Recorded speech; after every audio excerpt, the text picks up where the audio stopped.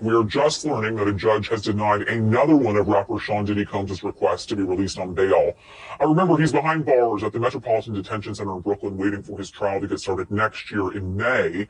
He's been detained for 2 months on charges of sex trafficking and racketeering, which he's pled not guilty to.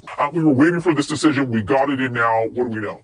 All right, well, it's 5 pages, and the takeaway here is that the judge is saying that no condition or combination of conditions will reasonably assure the safety of the community. And that was what New York prosecutors were saying. I was in court twice last week, and I listened to these prosecutors say that he was a danger to the community, and they showed that video, that surveillance video of him from 2016 brutally beating his then girlfriend, Cassie Ventura, saying that he has a propensity to violence, and that alone is a reason why we cannot agree to the proposed bail package. Now, his team had offered $50 million, a home of his in Miami as collateral, and they said that he would live in an apartment on Manhattan's Upper East Side, monitored by 24-hour security, that he would only talk to his attorneys, that he would only have, certain family members on a pre-approved list, and that, he would actually be under stricter conditions than he is at the jail in Brooklyn. But clearly,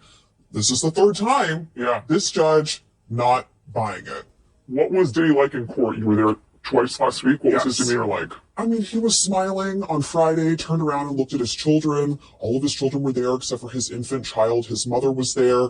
He looked a little thinner. He looked a little worse for wear, but has seemed upbeat and positive. And a few days earlier on Wednesday, so a week ago today, his legal team had a win, because his team was able to say that New York prosecutors wrongly obtained 16 pages of notes from his jail cell during a routine sweep, that it had his defense strategy, it had witnesses that they planned to call at the criminal trial in May, and the judge agreed that those should have been protected under attorney-client privilege. So there was a feeling today among reporter friends of mine and people in the building here that, maybe there's a chance that the judge, given he's taking several days to think about this, he asked for both sides to write a letter, that he might release him. But this is the 3rd time. His team were waiting for a response from his legal team. They could appeal again, but we were talking to Danny Savalas earlier, and he said, they would have to propose something new and different to potentially be successful for a 4th attempt.